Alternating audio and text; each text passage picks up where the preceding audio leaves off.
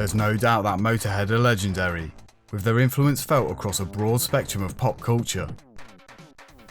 The band's fast, overdriven bass lines were only overtaken by their now sadly departed frontman's even faster living.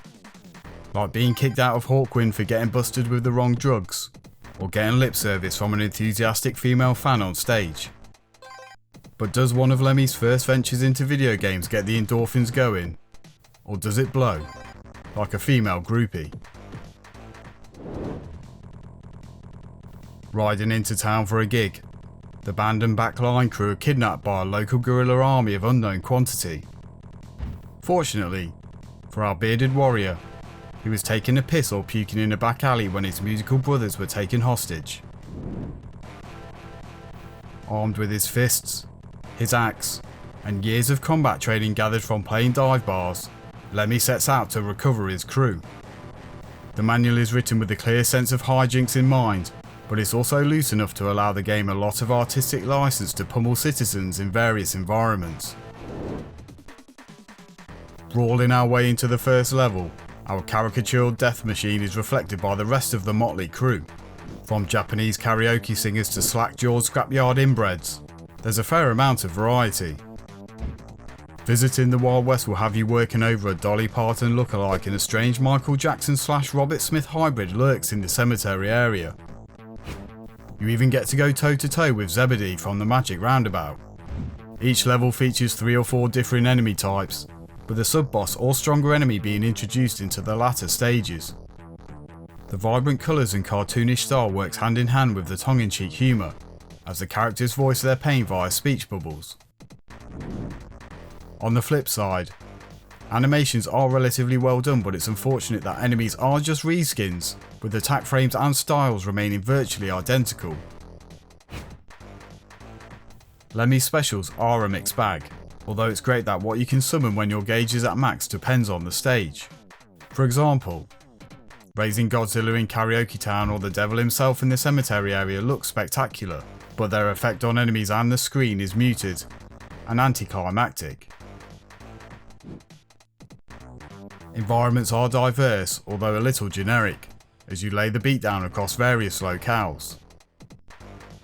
Karaoke Town and the nightclub are 2 of the standouts, with others, such as Rap City, faring worse.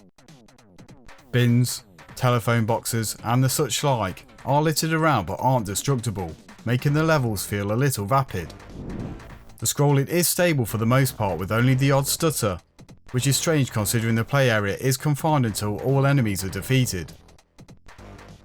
However, the bullet belt UI at the bottom of the screen is about as useful as Anne Frank's drum kit. It looks muddled, lacking real contrast, with your special meter, score and lives taking a little while to register. The graphics do have a great style, but there's nothing overly impressive on display. But taking into consideration this is a budget title, selling for around £16 on release, it's better than most in its price bracket. Where Motorhead's budget does show is the music, despite the efforts of the late, great Ben Daglish. It appears there wasn't enough money to license any of the band's back catalogue, so there'll be no smackdowns handed out to either Sympathy for the Devil, or Gazmatron, or Jack the Ripper. What a crying shame. Instead, we're given some loops that tie into the levels but lack any real character or charm. This makes the lack of a befitting soundtrack all that more regrettable, especially considering Daglish's talents, although we are given a semi-rendition of Motorhead's self-titled song upon completing the game. Sound effects are suitably punchy as strikes land with a thud. Power chords possess the appropriate growl, and picking up items are signified with a bright, cartoon chime. It's all very safe, and with a game like Motorhead, this is one instance where some overkill in the sound department would be welcome.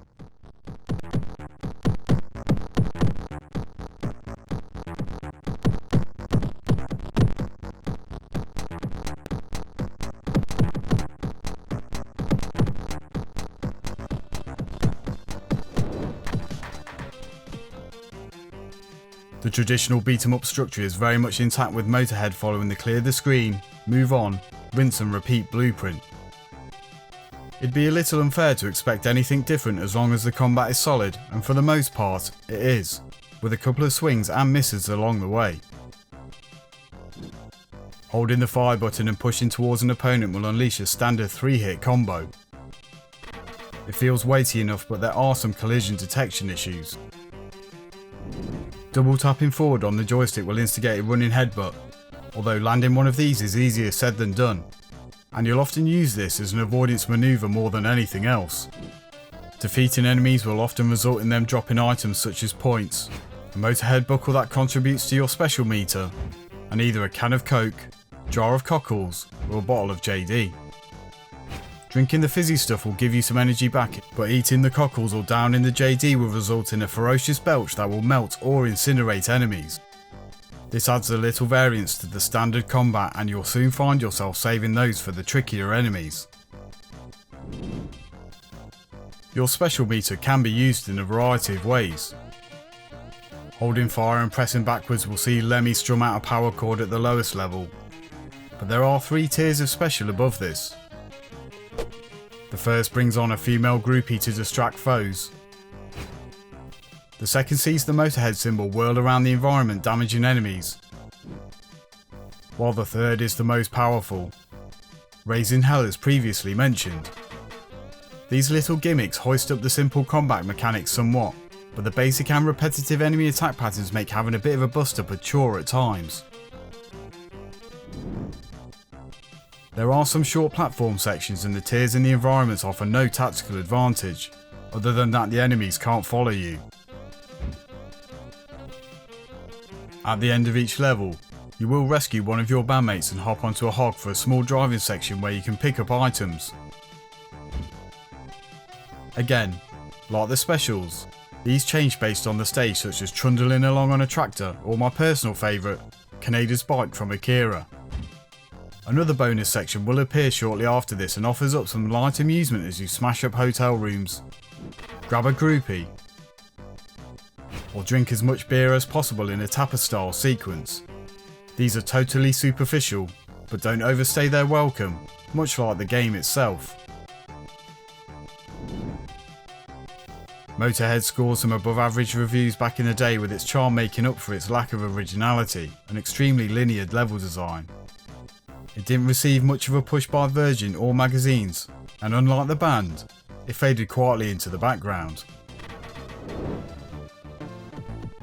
Motorhead doesn't veer far from the established formula or mechanics of beat-em-ups at the time, but the lack of depth is offset by a clear tongue-in-cheek humour and sense of bravado that even a pixelised Lemmy brings.